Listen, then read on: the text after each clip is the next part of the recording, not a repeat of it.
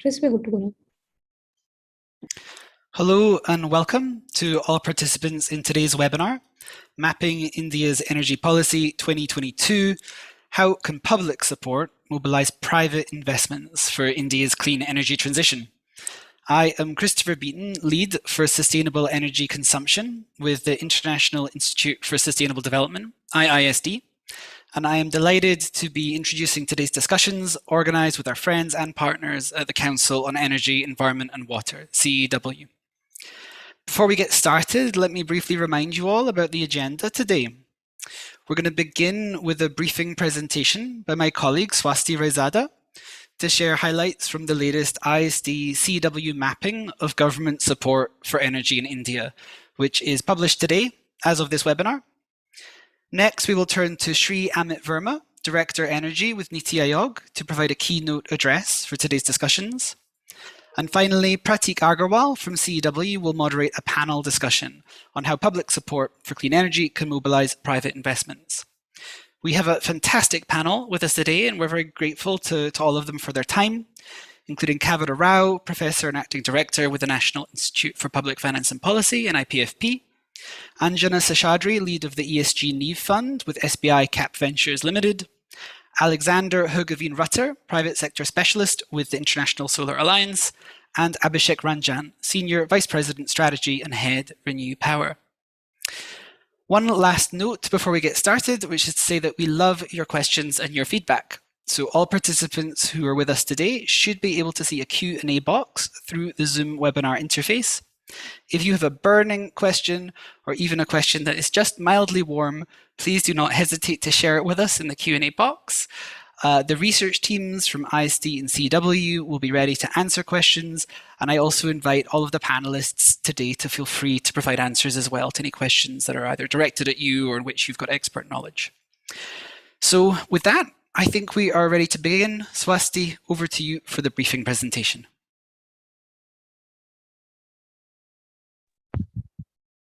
Thanks, Chris. I'll pull up my slides. We have a really brief presentation, so I'll be fairly quick in terms of providing the download on our report findings. So hello everyone and welcome to the webinar. This webinar is also a culmination of a year-long piece of research titled Mapping India's Energy Policy 2022. My name is Swasti Raizada and I'm a policy advisor at the International Institute for Sustainable Development, IISD. This piece is co-funded by IISD and our partner CEW, as Chris mentioned previously as well. And it is a part of a long-standing collaboration that we've also authored previously. In the past, this work has been focused on subsidies and mapping that for India. But this year, we have taken a sort of a giant task in our hands in terms of going beyond subsidies and looking at broader government support, revenues, as well as externalities. So as probably everybody on this call is aware, India does have a real clear target in terms of net zero for 2070 now. And we also have some medium-term targets coupled with that.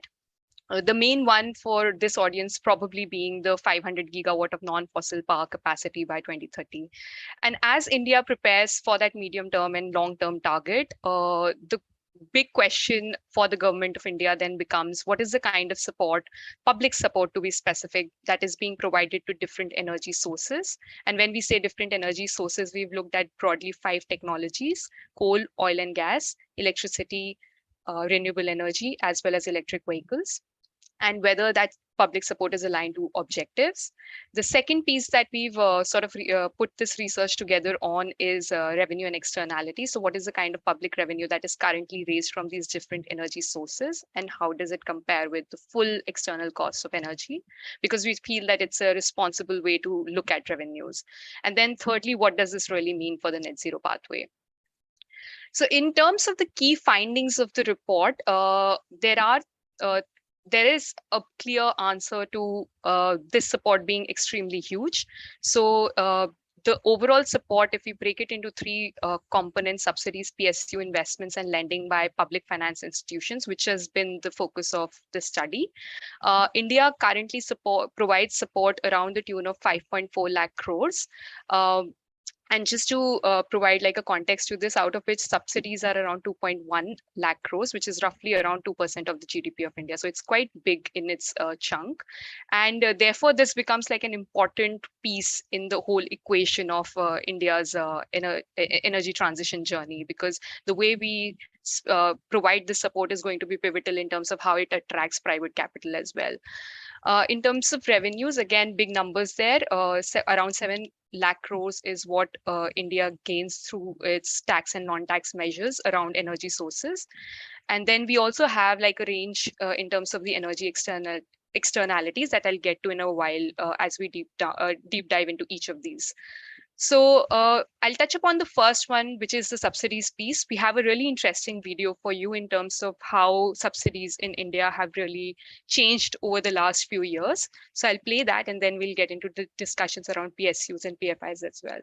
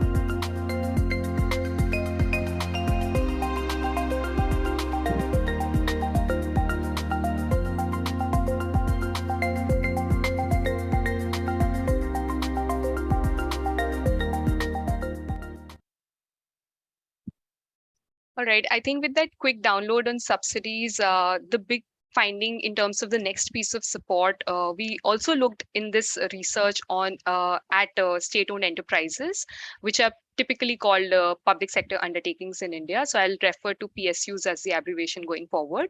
But basically, we did a sort of we basically did an ambition matrix of sorts for PSUs to try and understand what are their vision and mission statements looking like as they also prepare for the net zero roadmap. Then what are the kind of corporate targets that they are sort of disclosing out for the public? And then what are the kind of strategic partnerships that they're forming in the way? And what is the social mandate or the social responsibility that comes with it? So basically through an ambition matrix of that, we sort of also try to understand what is the big role that PSUs really play in energy in India. And it seems the answer is, of course, like, and it's no surprise that the answer is it does play a major role, because PSUs in India hold a major chunk of the market share in each of these energy types, and therefore they become a very critical piece to answering that question as to what that transition journey is going to look like for India. So a couple of big findings again in terms of the capital investments that are being done currently by the 14 big energy giants today stands at around 1.4 lakh crores in FY21. And then the fossil fuel linked investments are still 11 times higher than clean energy. There are certain strategic partnerships that PSUs today are looking at to try and capture more market share, but this is still significant when it comes to fossil fuel linked energy projects compared to clean energy. So there is still a big opportunity here available that can definitely be looked at when it comes to having clear mandates by the government of India to help them really transition into clean energy projects. We also think that PSUs hold a major chunk of the answer because of the kind of social responsibility and the kind of CSR they invest in the country. So even if you look at it from a just transition perspective, PSUs therefore then become a really critical piece to answering that. Um, in this study, we also looked at public finance institutions. So when we say PFIs, we basically intend to say the 12 public sector banks of India, along with three big non-banking financial companies, mainly PFC, REC, and IREDA. So we looked at these 15 institutions to try and also understand what is the kind of financing barrier within public institutions uh, uh, in terms of funding clean energy projects and what those kind of barriers look like. So again, a big finding here that even today, lending by PFIs for fossil fuel generation is 3 times higher than for clean energy. And a major reason for this is sort of this locked in value that they have in terms of high credit risk exposures to energy infrastructure projects. So 8 out of 12 PSVBs already have a high risk exposure, and that sort of locks in that capital in fossil fuel assets. There is also a real physical and transition risk involved, which we'll get to probably in the discussion in deeper details. But that also then becomes a barrier for them to lend more. And then there is, of course, that capacity angle in terms of being able to evaluate clean energy projects, etc., which I think a lot of us are familiar with. A major thing that I wanted to touch upon through this slide is also that in the research, we also observed some glaring data transparency gaps, which is again an area that offers itself as an opportunity to do more, because that does provide more answers in terms of how researchers and the public in general can understand where the money or the financial flows are really happening. We also looked at energy revenues across all these fuel types, as mentioned previously. And it seems like revenue for the center as well as the state are extremely tied to energy sector. As mentioned, 17% of all government revenue comes from energy. So therefore, it also becomes critical to how we transition and what are the kind of tax and non-tax instruments that the government really uses going forward as well. And today, 83% of this is tied to oil and gas. So again, like it becomes a really critical angle to look at future revenues. In an interesting piece of this work, we also undertook like a future forecast for what the revenues for India are going to look like. And it shows that there is going to be high volatility going forwards, which further points to the fact that, you know, we need to be more strategic in using some of these tax revenues going forward. We also understand that identifying revenues can risk implying that fossil energy is a net benefit to the society. But in order to ensure that that's not the key messaging, we also looked at energy externalities because there are big costs entailed that we pass on in the form of externalities to the society by, you know, through coal and oil and gas use. So in our estimate, we basically started looking at externalities from a really conservative perspective to try and understand whether that is whether that far exceeds revenues, and the answer seemed to be yes. We looked at very conservative estimates to begin with, and even those sort of far outweigh the revenues. As you can see on the slide. Just to point out, we understand the sensitivities around externalities, and there are a few externalities that we've not been able to quantify in this study at this stage, and those are listed on the slide as well. So in case you are interested in exploring more, we have all the data that is being used in this report as transparently published. So happy to engage further if any of you are interested in knowing more about these estimates as well.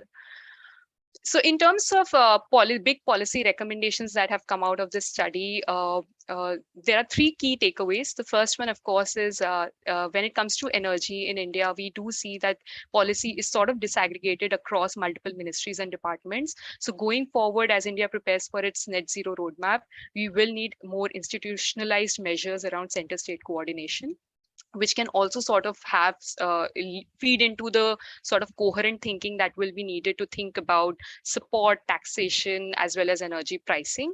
So that's a key recommendation coming out of this study, that because we have like a clear target, I think that's the timing of this is sort of right in suggesting that. The second big key takeaway would be that India also needs to ensure that fossil fuel linked subsidies needed in the short term are well targeted. And ISD has done a bunch of work around targeting of fossil fuel linked subsidies if they are needed at all in the short term. And how can that be better done? We can reference that in the chat box as well. But that's an area of focus, at least in the short term, that the government should be looking at. Then of course, as India thinks about the net zero roadmap, PSUs and PFIs then become critical institutions to sort of mobilize and institutionalize that national target, and they will be key organizations to help, really push the needle in terms of enabling that just transition in India. So they become critical pillars of it. And then the third that I've briefly touched upon previously as well is, of course, using taxation strategically. The government is already seeing high rates of volatility when it comes to tax and non-tax revenues linked to fossil fuels. So going forward, we also need to think about how to use these timings of super profits so that they can be reinvested into that clean energy transition that will be needed, and provide that kind of social protection that's needed for a just transition. So that, along with the idea that India today does have an implicit carbon tax in some form or the other for different fuel types, but therefore it becomes important that as India plans around the medium term and the long term target, there has to be like a very clear, explicit articulation of what role carbon taxes are going to really play in the economy going forward across these fuel types.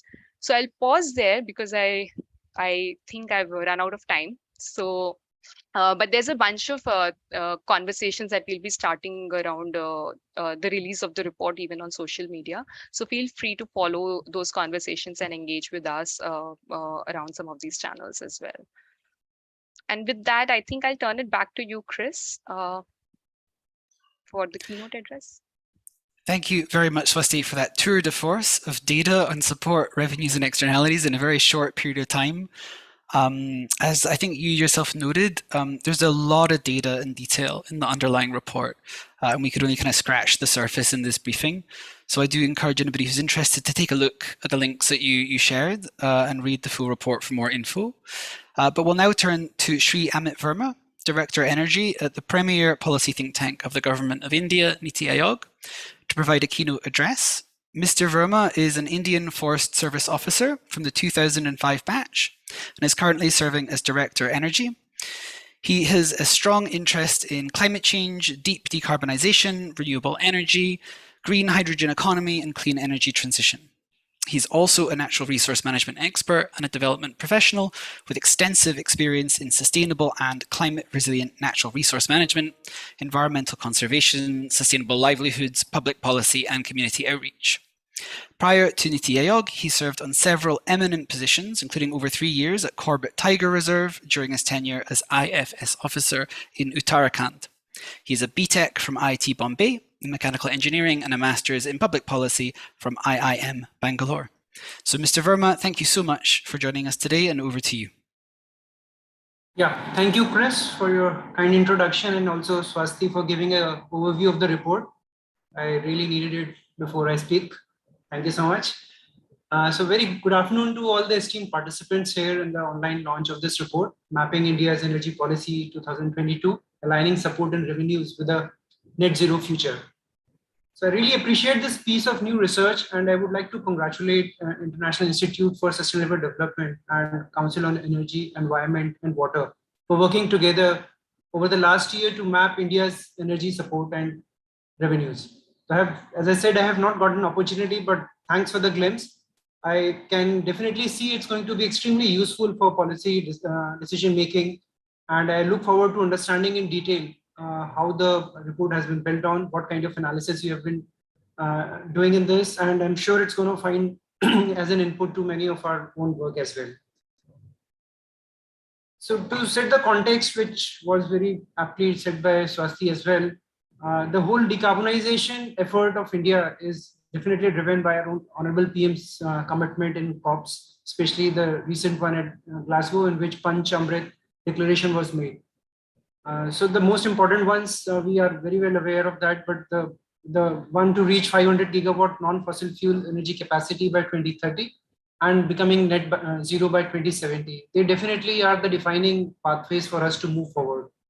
So the long-term goal of net zero by 2070 can definitely be achieved, but it will be achieved collectively by government support, international donors, private sector, and by citizens themselves adopting lifestyle for environment. The direct or indirect funding is critical in crowding in private investments for energy transition. Among support measures, the Government of India has announced multiple initiatives across sectors in technologies such as PLI scheme for high efficiency solar panels, advanced cell chemistry manufacturing, National Hydrogen Mission, which is slated to include electrolyzers, fuel cells, and other demand for hydrogen economy, to name a few. Government is also looking at multiple policy instruments to attract private investments in clean energy, including blended climate finance, green bonds, appropriate taxation structure, and schemes like Atmanirbhar Bharat, Make in India, Startup India, etc. The result of this vibrant atmosphere is that India has achieved 111 gigawatt of RE installed capacity with 55 gigawatt of solar currently. All the expected achievements in clean energy transition need effective financing. We all are aware of the need of the same. India's strong network of state-owned enterprises, PSUs, and public finance institutions such as public sector banks, REDA, PFC, and RAC will be key institutions in the energy transition. I must emphasize that the policies of India are aligned to global decarbonization goals while also catering to the geostrategic needs of the country and giving an opportunity to the citizens of India to use energy for improving their standard of living in a manner that is fair and equitable. Lastly, both central and state revenue will play a major role in this energy transition. The attempt to balance the revenue versus externalities for various energy sources is novel and interesting in this report. I definitely find it extremely useful. This sector is bound to see a transformational change in light of Honorable PM's announcement, and the year 2025, 2030, and 2035 will be important checkpoints to evaluate the effectiveness of policy direction in the context of clean energy transition, which includes renewable energy and green hydrogen targets. In the end, I once again congratulate IISD and CEW for their efforts to produce this report, and I believe that its end user will find it extremely useful, and it will definitely find its way into many of the policy documents in future. Thank you.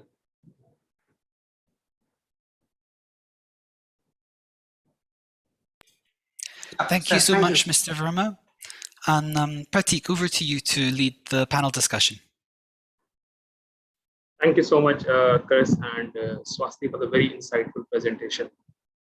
Very good morning and good afternoon to all. My name is Pratik and I work in the Council's Power Sector Program. My work has been focusing primarily on the policy reforms in the power sector, working with central and state agencies on the implementation side. And my sincere thanks to Amit Verma for his kind words and also sharing with us his thoughts on how Government of India is deliberating on the decarbonization journey through various policies and schemes. As a result of unsustainable economic growth, the past 5 decades have seen the environment face ever-increasing and graver challenges. Developing economies are particularly more vulnerable to these challenges compared to their developed counterparts.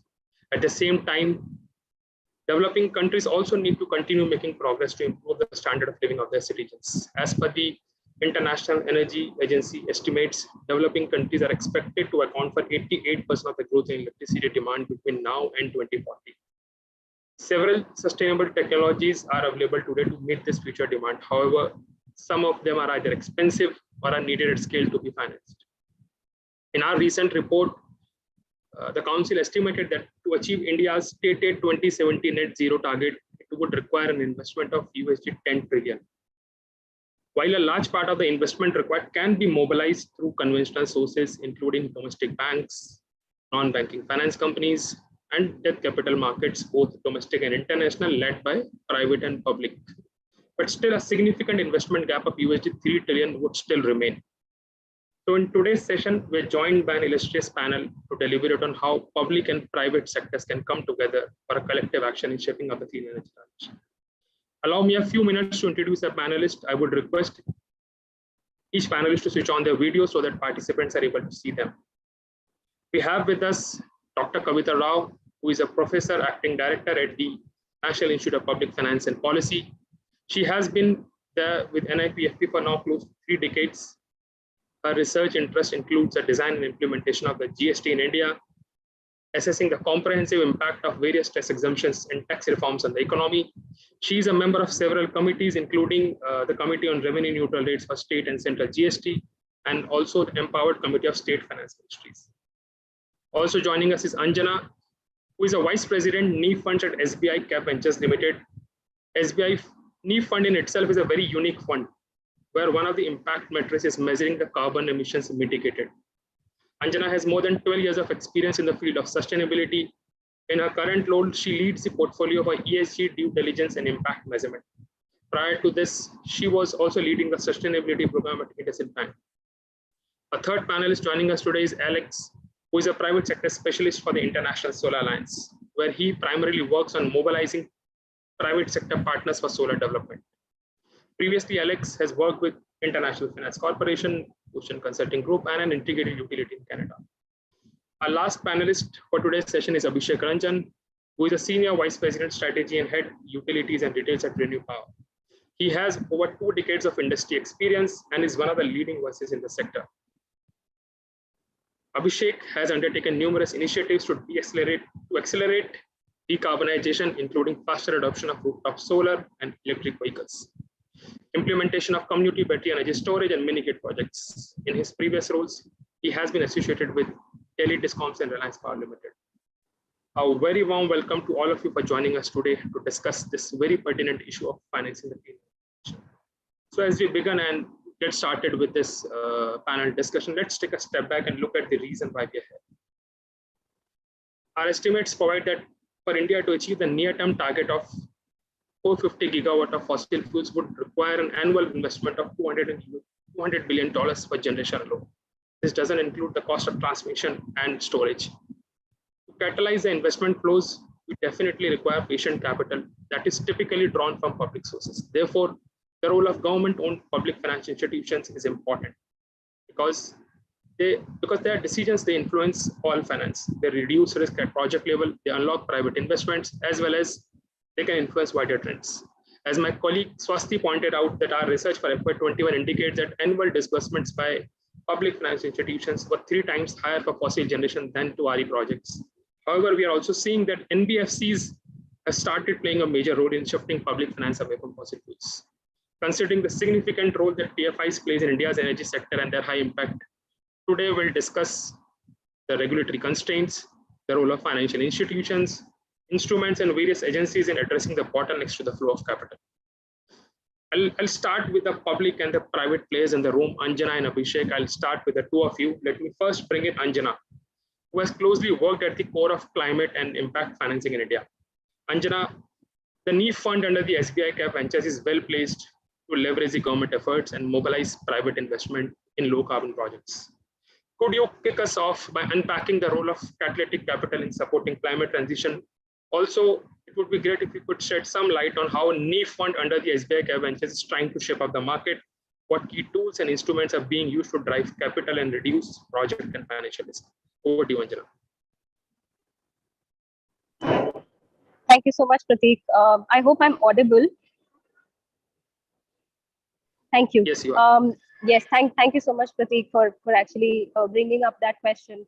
I actually represent NEEF Funds, which is one of the private equity funds that is hosted under SBI Capital Ventures Limited, which is the fund management arm of SBI. Way back in 2014, when there was a requirement to actually structure catalytic capital and investment into small infrastructure projects, which typically would be akin to that of energy or environment related sectors. It was the role of the government of India and the government of UK to come together and structure a fund that would target exactly that and give impetus to these small and medium enterprises, which were pretty much at the forefront of creating the new age sector for renewable energies and alternate energies. I'm really proud to report that a fund that was actually structured, which was almost a $80 million size of fund, went ahead to make investments into 10 companies, and of which there were about 5 in the energy and environment sector. not just into renewables such as wind and solar, but also into other sectors such as waste to energy and also agri-fuels to energy. So over the period of time, our endeavor has been to not just seed companies that play in solar and wind, but also look at companies that have alternate fuels or alternate assets that have value addition or the supply chain addition possibilities. With that ambition, we actually also went ahead to seed NEEF Fund 2, which is the ambition there is almost 4 times that of NEEF Fund 1. And here also the focus would be into environment and energy sectors.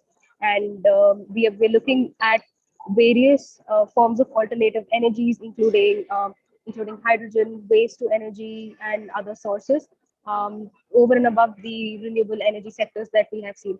And typically, from our experience, what we have observed is that when there is early growth stage capital that is provided to small and medium enterprises, it actually gives them the ability to scale up.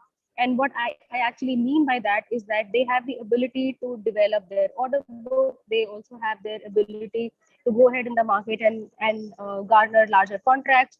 And mind you, and we see that transition or progression of companies from, say, a small to medium size of company. And Abhishek is here from Renew. He will greatly appreciate that, since Renew is one of the largest installed renewable energy companies in the country today.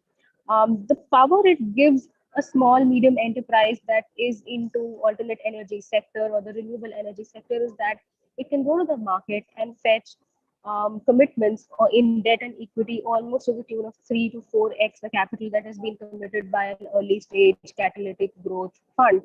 And this not only helps them open up their order book, but also increases the kind of asset ownership they can have across setting up new solar plants or renewable energy plants, or undertaking new clients. With that, also, what Swasti mentioned earlier comes the credit worthiness of a customer. I mean, they can look at customers who are A plus or AA rated, and the credit worthiness of the customer is really important for these companies to survive and for the market to thrive, because the receivables are also a concern when the company is it's so small in nature. So we see the catalytic growth not only of the sector, but also of a small cohort of small medium enterprises that can be nurtured, and that's where the innovation really lies. For example, when we recently looked at the hydrogen policy, and we were talking to the proponents who play in the hydrogen sector, we realized that the nodal ministry there is MNRE, because much of the green hydrogen support is going to come. Almost 60% of the cost of green hydrogen is from the renewable energy asset that is actually behind the solar plant that powers that. Therefore, we realize, I think, there is value to be unlocked with respect to opening up sectors, because there are newer challenges that will come within these sectors. And in order to tide over our banking on pushing more capital into fossil fuel assets of asset classes, I think it is also needs to be understood how these various departments will interplay, and the nodal ministries, and just the interplay between all of that.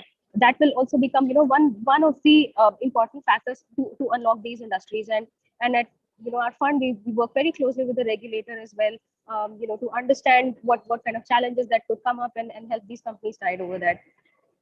So I'll just pause here, Prateek, and I'll just wait if you have any more insights that you would want to bring in, and if you want me to cover some other aspects of finance, and we'll be happy to do that. Sure. I think thank you so much, Anjana, for educating us the role that the catalytic capital is playing in supporting climate transition and the initial support to SMEs. And also, I think a very comprehensive overview of how NEEF Fund is shaping up the market. And I think you hit the nail right when you touched upon that sort of the need of how the ministries need to come together, the mandate that should come from them, and even the role of the regulators. I'll probably come back to these points in a little while, and also get your thoughts on which financial instruments are really working well today, and what are the new ones that will be needed to further increase RE deployment in a little while per se. But I'll now come to Abhishek, where sort of he works at Renew. And again, as you mentioned, that Renew Power, they commissioned their first utility scale wind project in 2012. That was a capacity of 25 megawatt. And their current portfolio stands at 12,000 megawatt. And recently, I was reading in the news that Renew Power they signed an MOU with the Karnataka government where they said they will be investing another 50,000 crores in the next 7 years or so. Abhishek, so you're from your own private sector experience. Can you share how has been the private sector's experience with the RE transition so far? What are the key tools and instruments that have been used to drive capital and reduce both project and financial risk? Over to you, Abhishek. Thank you, Prateek, and thank you, ISD and all the organizers for having me here. Am I audible loud and clear? Yes, very Thanks. clear. Yeah, so thank you, Prateek. So as you said, right now, today we have a portfolio of 12 gigawatt, including solar and wind. And about 8 gigawatt of the same is already on bar operation, and others are in pipeline. So, and we are looking for another, say, 5-6 gigawatt per annum kind of additions. And this is being propelled by the target of the Government of India, as you have rightly pointed out in your report also. At Glasgow, like we are adding 500 gigawatt by 2030. And we are also looking at a new RPO being launched by the Government of India. It was, I think, revealed by the Ministry of Power last week, in one of the RPM meetings. So the government's determination of going ahead with renewable is the key in having private sector participation, and also improvement in the quality of the RE product as a bankable product. So far, we have been using RE, or we have been advocating RE as a product which is having grid parity only in terms of prices, rupees per unit. But then there have been other challenges with RE, so which is intermittency and variability, which we all know. So the true cost in terms of, if you consider balancing cost as well, so that still costs you something. Now the idea is, if you are truly looking for a replacement of coal, and I saw one of the slides saying that the fossil fuel is more subsidized and getting more subsidy compared to RE today in our country. Now, if you need to compete with coal, you need to demonstrate before the regulators, as Anjana was also saying, that what is the bankability of this RE product, whether it is capable of being replaced or replacing the coal in terms of certainty, firmness. And that is where we have been at the forefront. For example, the RTC contract done by SECI. We recently, refinanced it through Mitsui, that was in the news. And this is one of the first RTC tenders in the country. Now, the idea is we need to have more such kind of products to attract more, say, sovereign funds or maybe public investments in the particular sector from the private sector. Now, the private sector efficiency is expected. That is a given. So you won't do a cost overrun or a time overrun. You're going to demonstrate timely commissioning of the projects. And for that, it is very, very important to tie up some of the nodes, namely the firm offtake of the power. Now, yeah, merchant RE capacities are also growing up, but that is going to take some time until unless you have more market reforms, like MBED is one such expected reforms, market-based economic dispatch.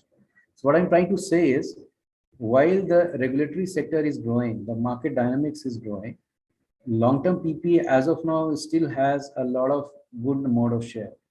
So if you have good beneficiaries and off-takers, and you don't have a power evacuation network risk, and then the land, these three, if the criteria are met, you can close it and get reinvestment after the closure, financial closure as well, at a very good competitive rates. And especially when you bring your credentials, and by demonstrating in the field, you good rates.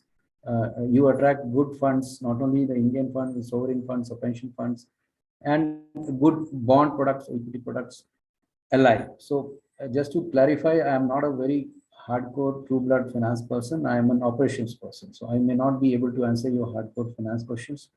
But yes, from the side of, view of the product, if you are able to package that in a way it fits the power sector, you're going to get more efficient funding.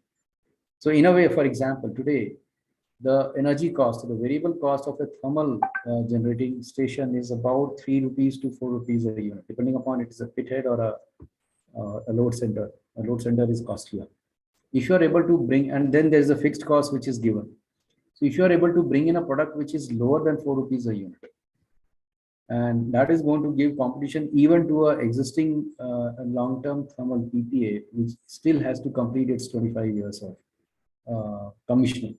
There are now regulations in place where there's an open offer by which the discoms can exit those PPAs, okay, even before before the 25 years completion, and then go green. So definitely RPO may not be required in near future, because it on itself, the RE will have that kind of merit where it can have a load following characteristics. Okay, more on it later on. Pratik, I'll take a pause here. Thank you so much, Abhishek. I think very interesting point you made. You touched on various aspects. You talked about the balancing cost, the RTC tenders, and again, there is a need for the RE sector to demonstrate their bankability. And I would really like to deep dive into the enabling regulatory landscape that really India needs to sort of work upon. But I would go into that in a little while. Let me now turn to Alex. Alex, can you sort of highlight what strategy International Solar Alliance is playing out to attract private sector financing for solar investments in developing markets like India? Over to you, Alex. Thanks, Pratik. And yeah, I think ISA provides an interesting contrast because I think we're really trying to take the lessons from India to the developing world. So a lot of the countries we work in, whether it's say Ethiopia or Sudan or Cuba, there isn't these liquid markets. There isn't necessarily the capacity of the domestic banks. And I think, there's really a need for blended finance, for example, which, have some sort of concessional lending where you, let's say, have a foundation or an international financial institution willing to take the first loss.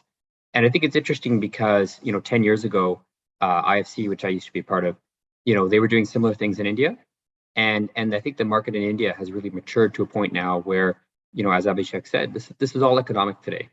And I think, we've reached a point now where, in India, financing is just not the constraint. You look at every SECI tender, it's oversubscribed. You look at the liquidity of the banks. Maybe if SECI had 5, 10, 15, 20 gigawatts of wind tenders a year, at some point people would say, no, that's enough. But right now, financing is just not the constraint. So I think for me, actually, it's taking the lessons from India and how it's been a kind of a gradual journey in terms of opening up the sector and having bankability of PPAs, honoring contracts, long-term agreements, and try to take those same lessons to the other member countries of ISA. Thank you so much, Alex, for sort of giving your perspective on how sort of you're looking at the Indian journey and sort of taking it to other nations further. Now I'll turn to Dr. Kavita Rao. A slightly different question, but I think an important one as we connect the dots going forward in this session. We all are aware of the recent price cut by the central government in the petrol, diesel, and LPG. And this move has an impact on both central and state government revenues. Dr. Kavita, what is your take on such measure and the impact of falling revenues on government expenditures and priorities? Over to you. Thank you, Pratik. See, I don't worry too much about the impact of reduction of the current reduction in taxes on petroleum products, for the simple reason that the prices of petroleum products have been rising in the last 2 years, and the government has been making a lot of money on the rise. So the tax is composed of an ad valorem tax and a specific duty, and the ad valorem tax has been left in place. So with increase in international crude oil prices, we will continue to see government revenues increase.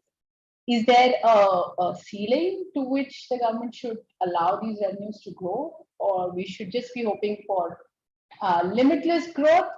I think governments have made substantial amount of money. So some curtailment of taxes to appease the customer, the consumer, need not be read as the government's giving up revenues from petroleum sector, because as your report says, a substantial amount of revenues the last 2 years that we've collected from the sector. So I don't think the question, I guess, is can we go on giving 9 rupees every month as a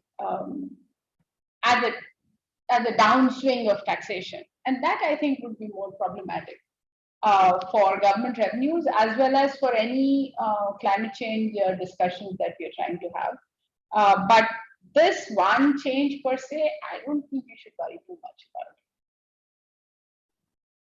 Sure.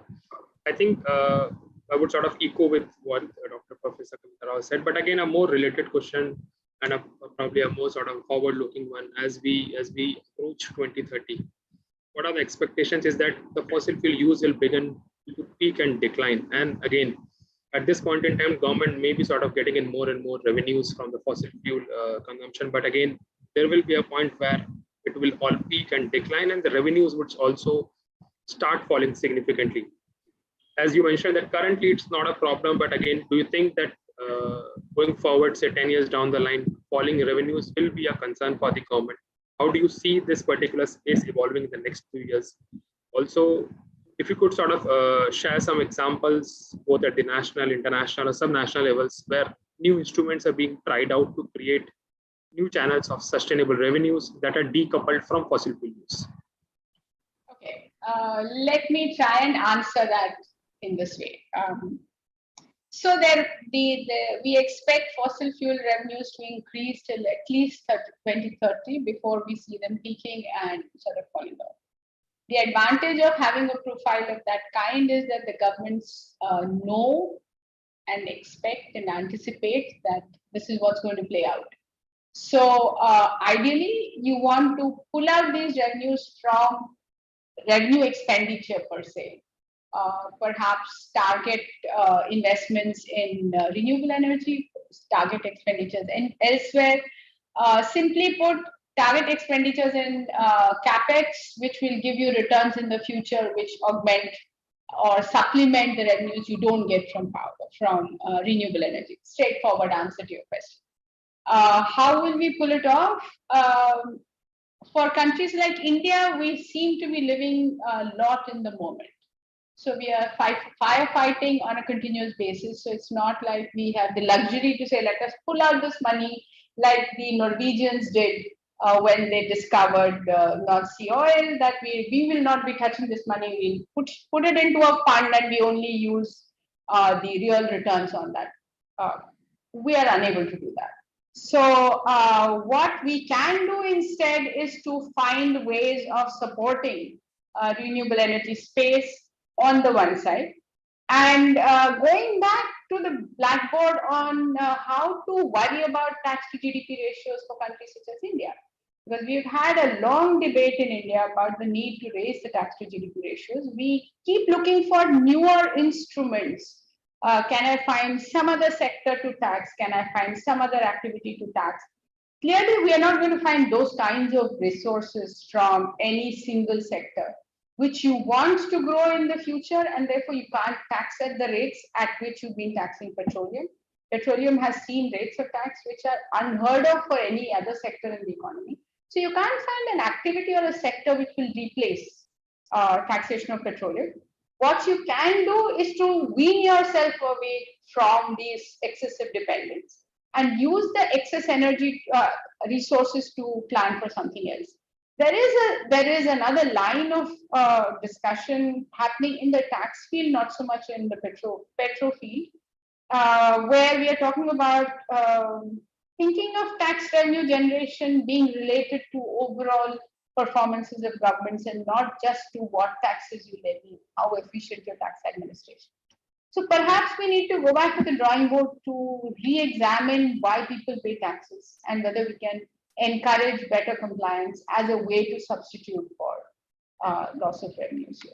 I don't know if that answers your question. No, I think thank you so much, Dr. Kavita. Probably I would like to sort of add on sort of one more point to it. Even when we sort of going back to the drawing boards, we again sort of need to start from first. I think improving the transparency on where these revenues are certainly coming from. In our data collection exercise, and even other think tanks have also highlighted that this data is certainly not easily available. There is a lot of sort of labor that is required to extract all of that, and I think that could would be the first starting point to anticipate what challenges it would bring both at the state and the central level, and then sort of look at how we can sort of diversify our sort of revenue base to other non-fuel economy sectors per se. I'll again sort of come back to the investment portion that are needed to have more RE into the system.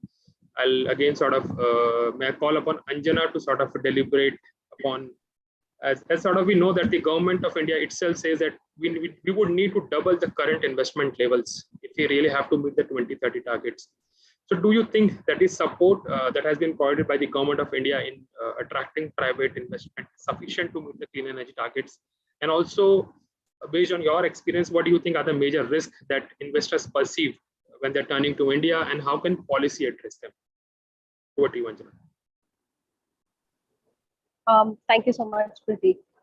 So what we have pretty much seen in the last few years is that there is interest from a lot of sovereigns, international pension funds, or even philanthropic institutions, and certain international funds that are already announced the decarbonization targets, and they have very clearly laid down their strategy that they would not be investing into any kind of a fossil fuel economy. I mean, even gas in some cases, which is a byproduct of hydrocarbon, is a no-no for them.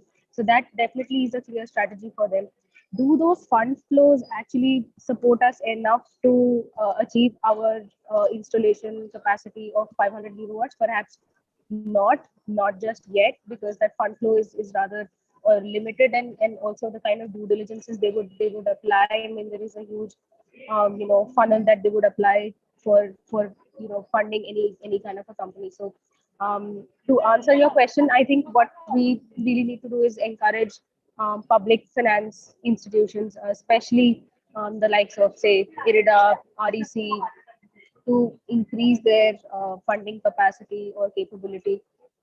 In fact, we've also appealed at times to the MNRE or to IRIDA to afford an renewable energy asset class status to agri-residue as a fuel, and then that could be included as a renewable energy asset class, the steam offtake from that particular asset. So therefore, these fund flows may not really suffice the kind of investments that we require. From the government, I think the policy is rather clear, but personally, I've always said that I think more than the policy, it is the enforcement that needs to be followed. For example, in state-owned banks, I mean, there clearly are targets to fund renewable energy companies, but just the checks and balances, or the fact that the kind of due diligences they do are kind of time consuming, and sometimes the ticket sizes are rather small, so the credit worthiness of the consumer or the client itself is not really proven, so they are risk averse, and that is a risk a private equity or an early stage catalytic capital can take. I think Alexander also mentioned the first loss guarantee. So if we could bring in instruments such as the first loss guarantee, or blended finance, or also technical support to unease a certain early bottlenecks in the sector, I think that will be greatly helpful. Perhaps I'll put myself on mute because there's a lot of noise in the background, and I think you can perhaps circle back to me. Sure. Thank you so much. Injana. I think you touched on a variety of points, and I think this would definitely help me to segue to the next segment of this discussion. But before I get into that, I would sort of head to Abhishek to get his perspective on how does he think that what more needs to be done in terms of the policy support. How can sort of government of India enable to attract more private investments to meet the clean energy targets? Over to you, Abhishek. Yeah, thank you, Prateek. So one of the very important thing with the government of India, and for that matter, the central regulator is taking up, is called resource adequacy. So resource adequacy are being turned into regulations in our country, where each and every DISCOM has to come up with its resource adequacy plan where it has to give not only from the demand side, but also from the supply side, and also with the increasing trajectory of the renewable in the same. So once these resource adequacy regulations are in place, which is already in the works, that is going to work wonders for the expansion of renewable energy. Now, having said that, renewable energy, the intermittency and variability is also complemented a lot by demand side management and demand response. So in our country, the regulations do not stipulate demand response as a dispatchable resource or even a must-run resource, which is very, very important, which has been recognized by regulators across some of the economies in the world, like California. So the renewable energy integration goes hand in hand with the energy efficiency and the demand side management of the energy. So that is the second one which has to be come into play. That is the modification of the amendment to the grid code, which talks about or recognizes the demand response or demand side management as a top order, least cost dispatchable resource. That is second. Third is the development of the market. So the government has been mulling MBED, but I understand that was delayed because of non-implementation of National Open Access Register. That is the basic framework for the rollout of the MBED. That was delayed. So now that has happened from 1st of May this month. It has been commercially rolled out formally. So now we anxiously wait for the market-based economic dispatch to be rolled out. Next is the market reforms, which is the financial products or instruments-based market products. Now the stage has already been cleared by Honorable Supreme Court of India. So next we see a lot of market reforms, and we do not want to have a bad experience in the markets as we saw during some of the recent months. And there is some amount of fixation and fixing which needs to be done to the algorithms and the rules of the market, but definitely this is a very, very good learning. Now, after this, we talk about implementation by the regulators. So if the regulators are very, very stringent, and they are playing a very important role, including the ministry, line ministry, which is MNRE and MOP, in maintaining the credit worthiness of the discoms and devising means and ways. They have come out with the policies wherein, suppose if you are defaulting to any renewable player, or maybe for that matter any generator, your LCE has to be recouped. If you are not doing it, all other revenues, including short-term markets, gates are closed for you. You can't schedule power, so you are going to go blackout. So these kind of regulations are already in place. So we need strong implementation of such already existing provisions. Now, last but not the least, the misunderstanding or the misinformation among the utilities regarding the renewable energy needs to be removed, that this is a completely variable or intermittent product which cannot be tamed. So we need to project it as a load fall. In fact, this is more flexible and better than coal in the fact it is not a peak power or a, say, maybe RTC product. So normally people are confused saying that when it is RTC, that means 100 megawatt, 24/7, 365. That is not RTC. So we need to have a clear understanding that this flexible renewable energy actually is blending and mixing and flowing along with the load pattern of yours. That means load following. This is completely load following, and this can happen. For example, the renewable generation profile across geographies varies. Wind in Gujarat will have something different than Karnataka and Tamil Nadu. There is a bit of variation in the demand and complementarity across states also. MP versus, say, for example, Punjab, Himachal versus Delhi, etc., etc. These complementarities need to be brought in, and flexible but firm RE products need to be designed, and this needs to be taken across forum of regulators, and through them the state regulators, where there is a certainty in terms of what RE product is an offering. And to that extent, as I mentioned, the amendment to the grid code of India, for example, which is under offering. For example, January 2020 report is already in public domain. Some reports by Dr. Nath committee has been suggested, which are yet to be implemented. So with this, I'll take a pause. These are some of the important things which will instill confidence amongst the end procurers and the government. And when it is there, definitely lenders and the financial institutions will see it, and the cost of lending will definitely come down. Thank you so much, Abhishek. I think one of the key takeaways for me is that the integration of this resource adequacy plan, both at the sort of the supply side and demand side, would go a long way in sort of, I think, bringing that policy certainty and again sort of resolving the differences generally that we see between the center and the state and the implementations.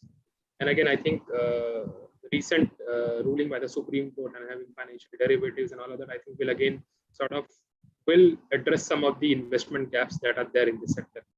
I'll now turn to Alex to get his perspective on what investors outside India they perceive when turning to India. Sort of what are the major risks that investors perceive while turning to India, and how can policy address them?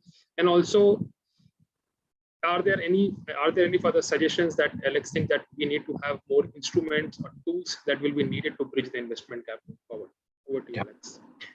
So thanks, Pratik, and thanks again, Abhishek, for your comments. I had in my notes a lot of things I wanted to say. You've already touched on quite eloquently, so I won't repeat too much. But I think the policy certainty is so key. You look at the trajectory of wind in India. It was from 2013 to 2016. It was going 2, 3, 4, 5, 6, and then the policy changed, and the wind demand collapsed. Less than 2 gigawatts installed last year, right? So I think resource adequacy, and if you don't mind, I'll take a little segue into how things worked. In my home province, we were legally mandated every year to do a power resource plan, and we would actually have separate energy capacity plan and power capacity plan. So the energy can be met with wind and solar, and then the power might also be met. You should get some credit. Let's say wind, you can do it's fairly technically complicated. You can do a loss of load expectation and say 100 megawatts of wind is worth, let's say, 15 megawatts of firm.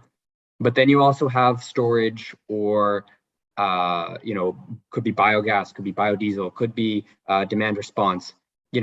Ideally, you're doing analysis every year, and you're saying this is the cheapest way for me to meet my capacity in 2023 and 2024 and 2025 and 2026 and 2027. And I think in terms of certainty of demand, last year, 4.5 gigawatts of coal was built. And given the difference in capacity utilization factor, that's effectively, let's say, 15 gigawatts of solar and wind that doesn't need to be built now, even though this coal was coming in at 5.5 rupees per kilowatt hour. And as Abhishek said, he can build a flexible RE for 3.5, right? So, where's the regulator? And actually, again, we had a regulator. You had regulatory independence between the CERC and the government. So we had all the same conflicts of interest. We were a PSU. We were owned by the government. They wanted us to build actually big hydro dams. We did all the analysis to justify the hydro dams. And then there's an opportunity for the regulator to say, to scrutinize our plans, or organizations like IAFA or CEW or other kind of public think tanks or stakeholders to contribute to the conversation and say, hey, this is your plan. What about this? Have you done this plan? Have you done that plan? Have you done this plan? And in the end, the regulator shut down. We planned to build 2 dams, and we only ended up building 1 because the regulator said, hey, you can get a mix of this and that, and DSM and energy conservation and wind that's cheaper than building the second dam. And so I think on paper, the CERCs have this regulatory authority. On paper, they can say, why are you building a coal plant for 5.5 rupees per kilowatt hour when you could build RTC renewables for 3.5? But I think that regulatory independence of the state regulators is very, very key. And that ties into that certainty where the government, just because there's an election, doesn't mean your energy policy and your power resource plan gets upended. So I think having that regulatory certainty and independence of your regulators is very key for giving international investors that comfort that policy certainty is going to be there. Sure. Thank you, Alex, for sharing your perspective. But again, I think, as you rightly mentioned, that the regulatory independence is something that investors are definitely looking forward to as they sort of go on to invest in a country. But again, I think when we talk about policy discourse, or when we look at having physical infrastructure in place, it's about the community at large. You really have to sort of hear the communities who will be sort of at the receiving ends. It's all about sort of what they really want for them. And I think in that case, different institutions, NGOs like us, and probably other sort of research organizations, they do have a sort of a point in making sure that, yes, there are varieties of options that can be considered, if not building a hydropower project. I'll probably move on to Kavita now. I think, Kavita, you mentioned very briefly in your remarks earlier that government definitely need to invest some bit of the fossil-based tax revenues to clean energy. Probably, can you share some more light on how we can do that strategically? What instruments are available? What instrument the government can take use of to incentivize the demand of the clean energy going forward? Over to you, Kavita.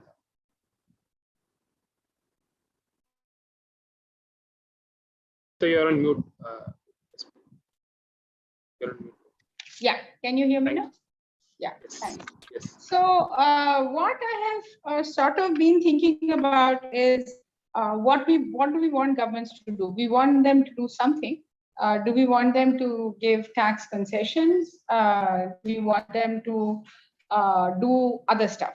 And increasingly, it's becoming clear that our ability or our willingness to do tax concessions is rather limited.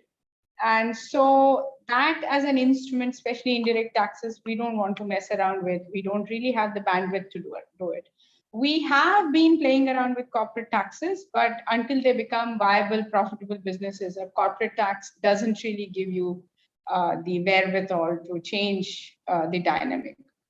The second set of issues is whether you can go through a capital subsidy interest subvention kind of route. So create funds, which can be a fund of funds, which can be used to generate more funds from the market, where low-cost financing can be provided for these segments. I think most important, a lot of things that the government is doing and as ways of ensuring the sector and the structure is sustainable. Perhaps we are going to be also looking at one additional challenge, which is that technology is fast. And with changing technology, the cost of capital, the cost of per unit of power is dramatically dropping. Solar is the best example of that.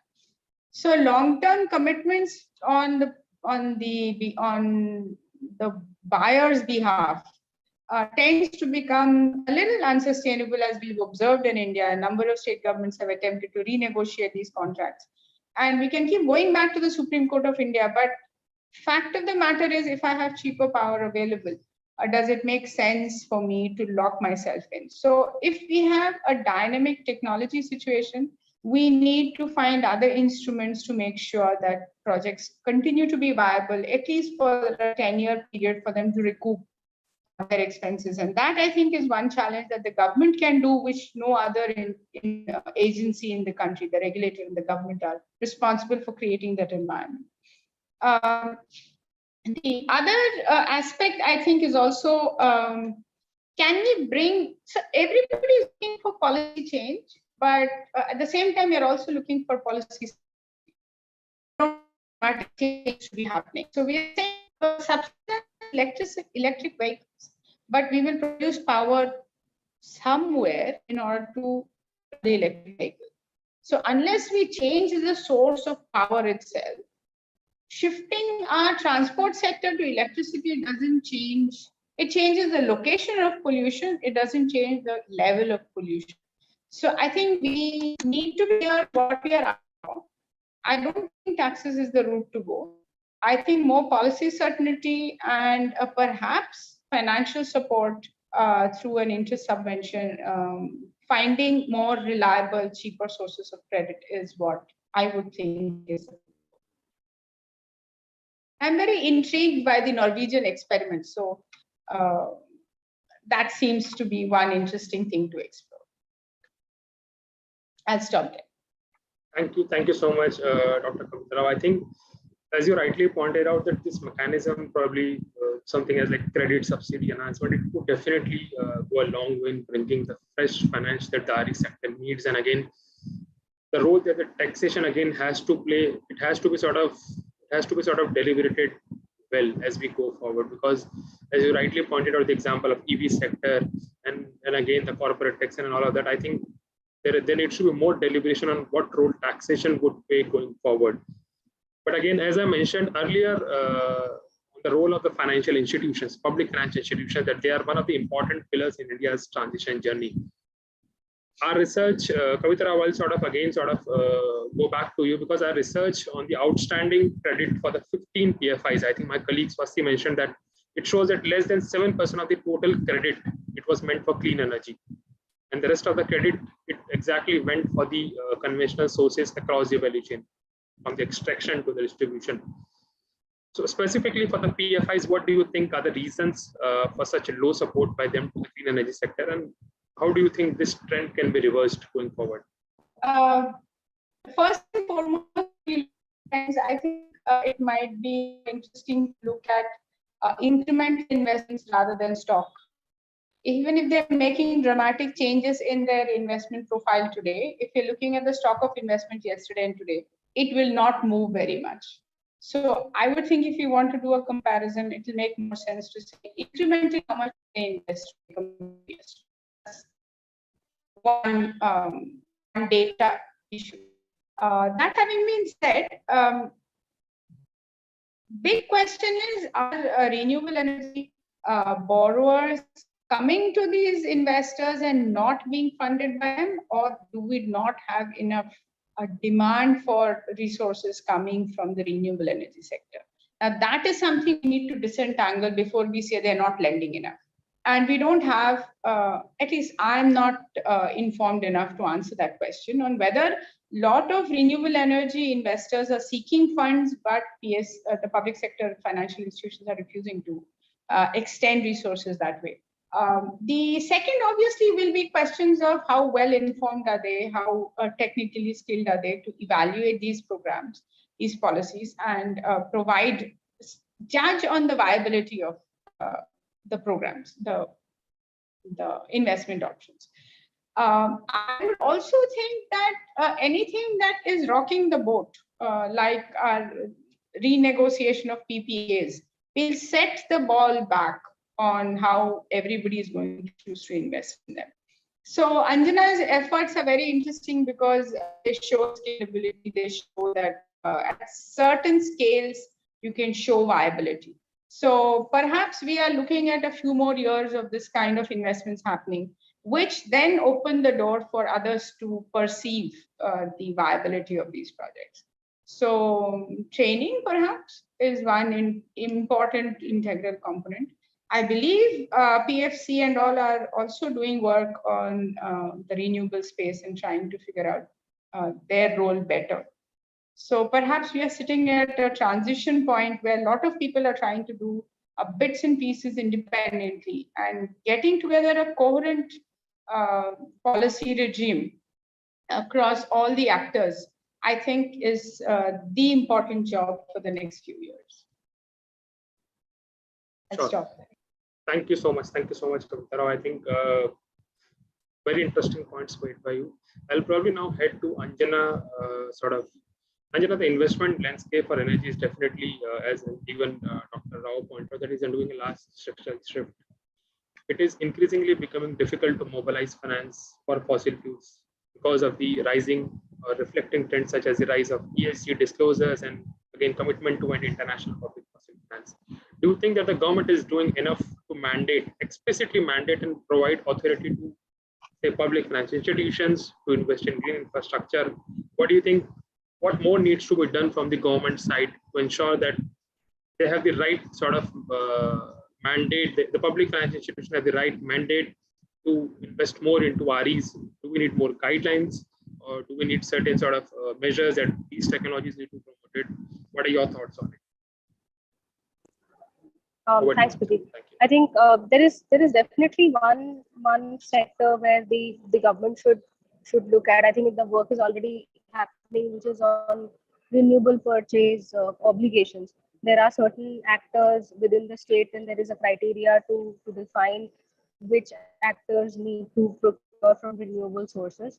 I think the government could actually extend that ambit and bring in more players, because the renewable purchase obligations are also like cascading obligations. You have to keep increasing your targets, and I think a step up of increase year on year is something that will be helpful. There are a lot of organizations that are already evaluating what are the cheapest sources of energy if they transition to renewables, and does it have parity with the grid, or does it destabilize the grid? So there are a lot of questions that need to get answered over there. So I think definitely in promoting the consumer, especially with respect to large industrial clients and consumers, I think that is one step that the government would take. Electricity in India also is a public good. We have seen that the per capita energy consumption has risen. The CEA reports also show that as on this year, it is nearly 1,200 units per year per person.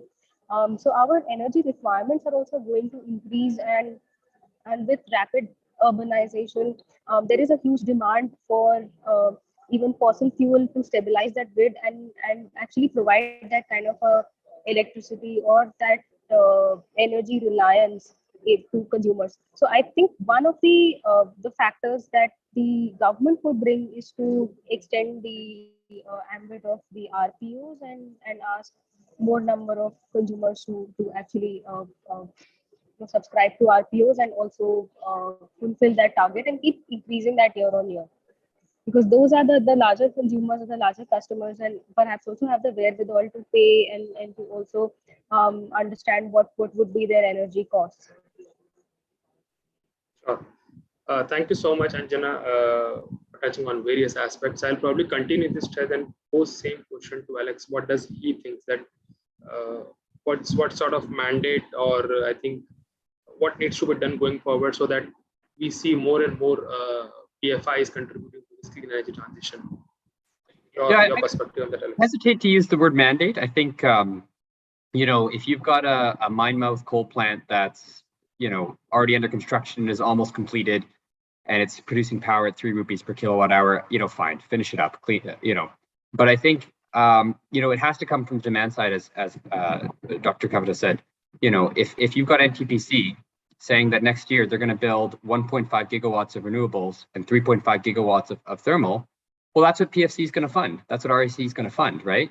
If you had NTPC saying, no, we're going to build 15 gigawatts of RE, because again, with the CUF, you need more RE to correspond, then I'm sure PFC and REC would be happy to step up and say, sure, we're going to fund that, right?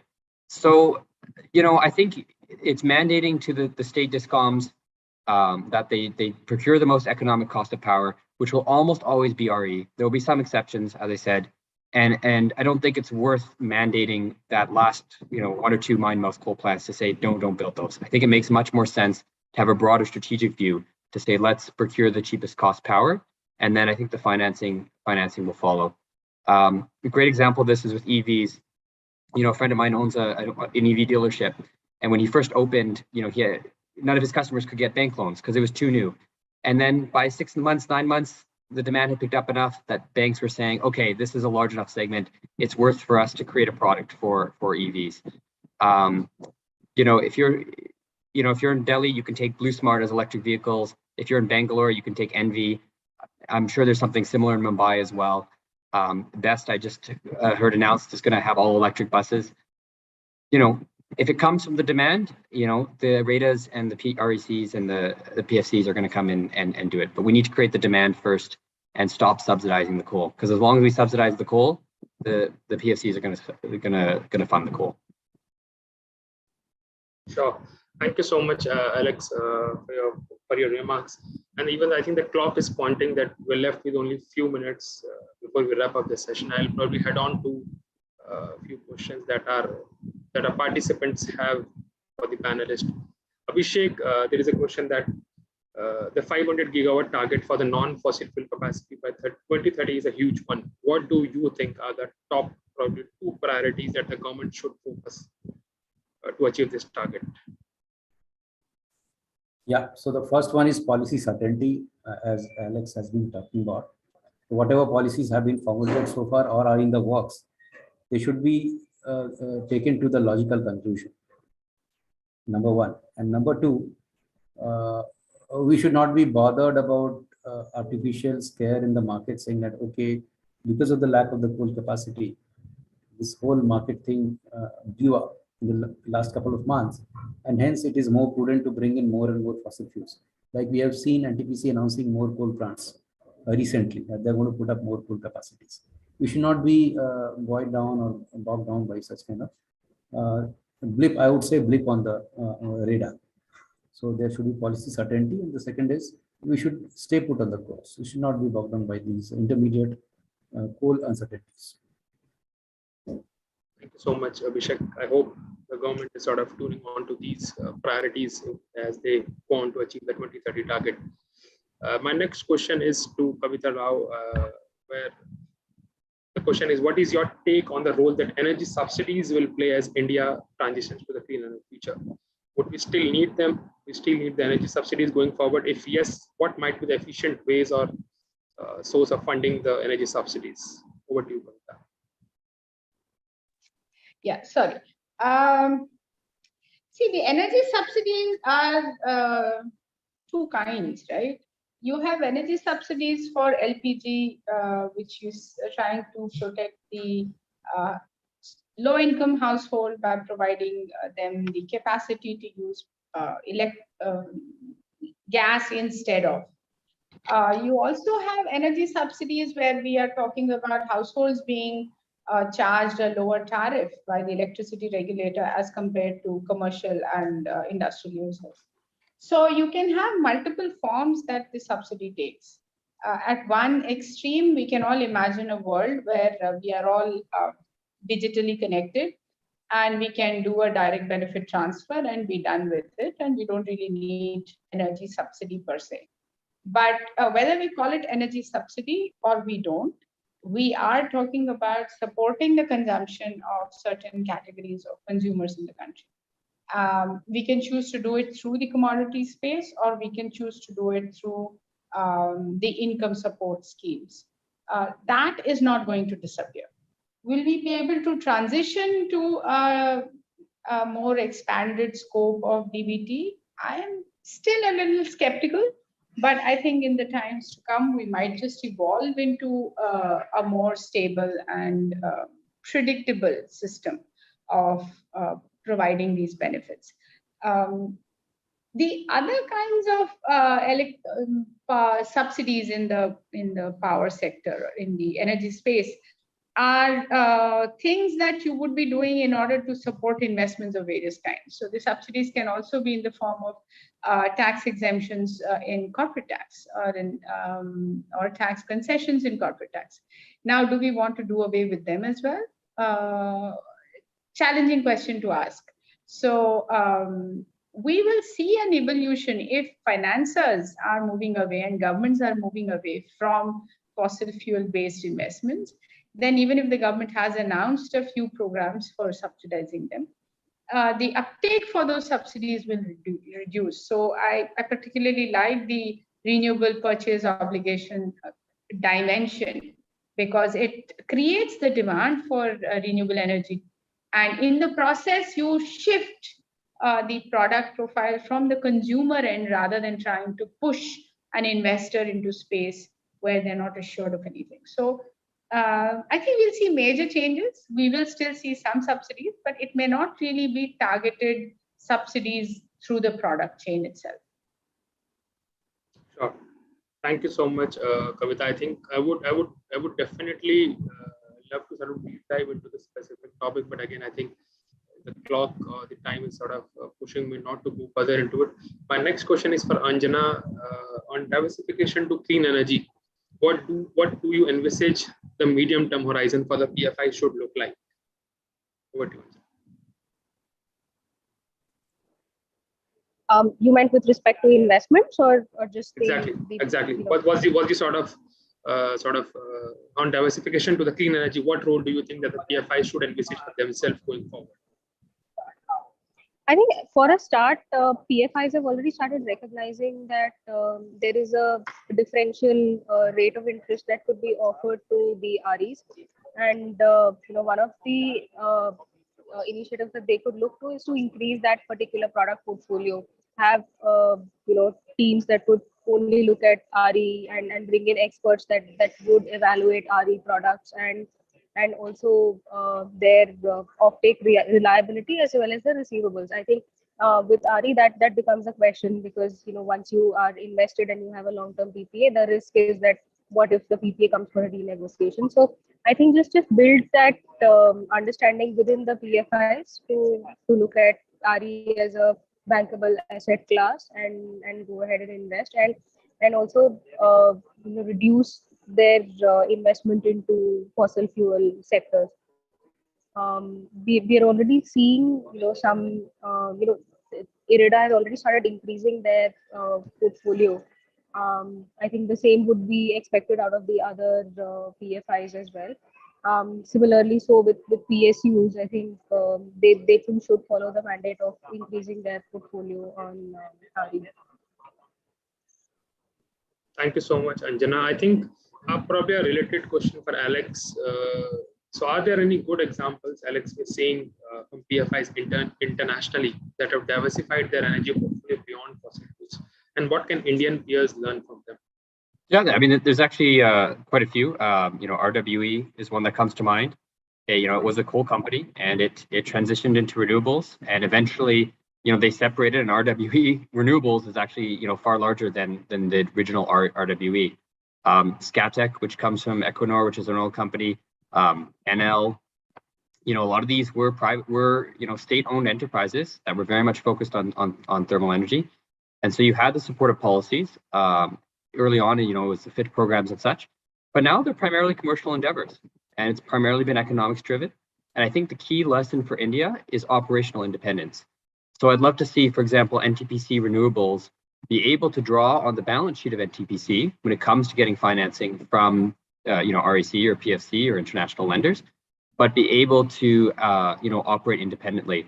And let NTPC build solar on their own rooftops, but let NTPC Renewables really grow to be a world leader in renewable energy. And I think right now, again, this announcement that they're only going to build 1.5 gigawatts of RE versus 3.5 gigawatts of thermal. I wonder if NTPC Renewables was independent, maybe they'd have a much more, or not completely independent, but operationally independent, would they have more ambitious targets?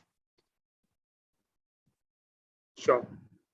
Thank you, Alex. I think this brings me down to the sort of the end of the questions that I had. I think this was indeed a very rich discussion on how sort of public and private sectors they can come together for collectively shaping of the clean energy transition. We hope that the discourse today would help India to address the financial and regulatory bottlenecks in attracting the capital for RE deployment, and again, continue its remarkable journey towards 2030, the 500 gigawatt goal. At the same time, I'm extremely thrilled that the updated time series assessment on government subsidies revenues is now in the public domain, and hopefully it would help researchers, policymakers better understand the evolving energy landscape around us. A big thank you to all of those who have joined us today. We are immensely thankful to our donors for their support for the study. Finally, a heartfelt gratitude to the peer reviewers of the study for their valuable feedback and the inputs that has helped us strengthen the work and continue our journey towards excellence in policy research. Thank you so much, everyone. I'll now hand over to Chris for his closing remarks. Over to you. Thank you. Thank you so much, Pratik, and to the entire panel for a really fantastic discussion.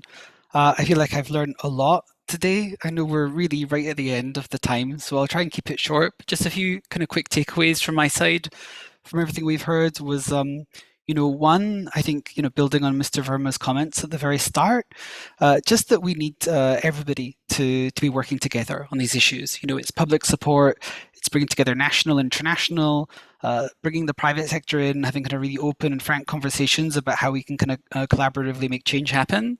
I think a second point was kind of, it is happening, like really exciting things are happening. I was really struck by Alex's point, with the IESA saying India's achieved so much already and there's actually a huge amount to learn.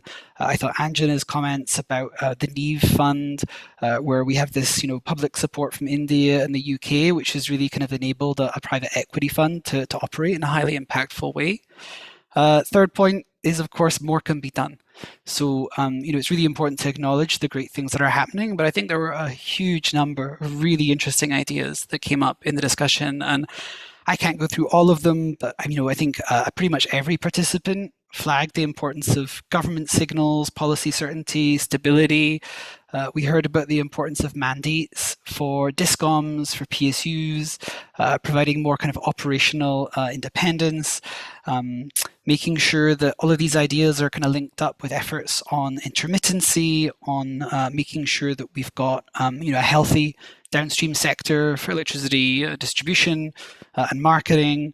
Yeah, so there's no shortage of brilliant ideas that I think we can kind of take forward over the next few years on the path to 2030.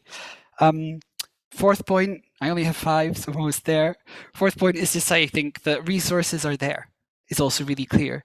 So I think Swasti's presentation showed that there's actually, you know, huge prospects for shifting support from kind of conventional energy to clean energy. I was also really struck by Professor Rao's comments about how we can use taxation strategically, that there's kind of low appetite perhaps for tax cuts, but exploring things like credit subventions or a fund of funds to get capital from the market could be kind of really powerful ways to strategically use some of the high kind of fossil revenues we might anticipate seeing over the next 10 years. So resources are there, it's just how do we use them? And then last but not least, my final point is my first point, which is I feel like we need everybody together. So there's so much to be done. I feel like this webinar is already a great example of bringing together people from, you know, public backgrounds, from the private sector, the CSO community, to kind of really have a kind of a rich and really constructive discussion on these ideas. So I think this is what we all need going forward, and just, you know, a huge thanks from my side to everybody who's participated today for making that happen.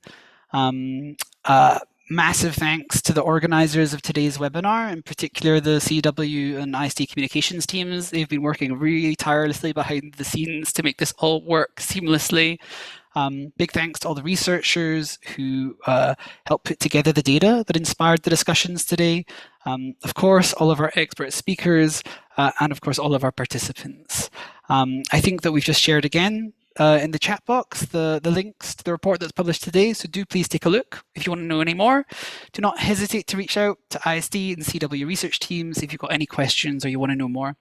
And I think that's it. So just again, a huge thanks from my side to everybody who participated today, and hope to see you all in enriching discussions going forward soon.